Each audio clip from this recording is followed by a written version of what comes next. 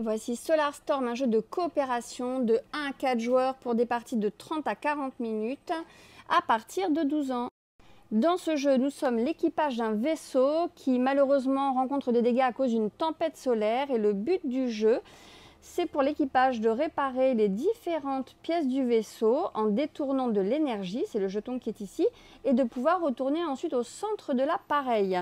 Dans ce jeu, donc, il n'y a qu'une seule façon de gagner et deux façons de perdre. Si votre pioche de ressources est vide, vous avez perdu. Et si malheureusement une pièce qui doit prendre un dégât n'a plus de jetons, vous perdez immédiatement la partie. Le jeu va se décomposer donc en 3 phases pour le joueur. Il va à son tour pouvoir réaliser d'abord 3 actions de son choix, les répéter s'il le veut.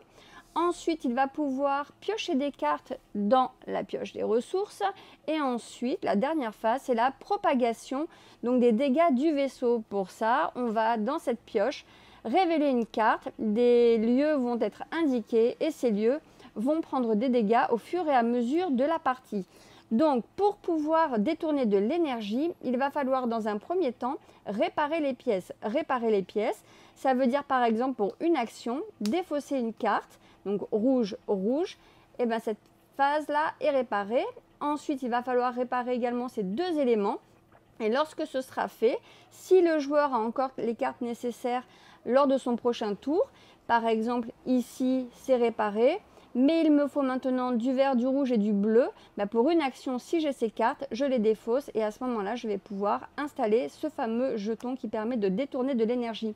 Et il va falloir répéter cette opération pour l'ensemble de ces pièces pour pouvoir réparer le vaisseau et fuir la tempête solaire.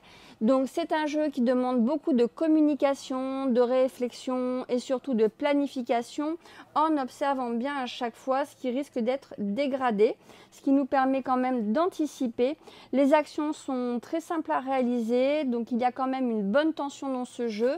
On peut augmenter le niveau de difficulté et il existe également un mode solo. L'avantage c'est que la boîte est petite, donc vous pouvez même l'amener en vacances. Donc si vous aimez les jeux de coopération similaires à Pandémique, on vous recommande Solar Storm qui est une très très bonne proposition.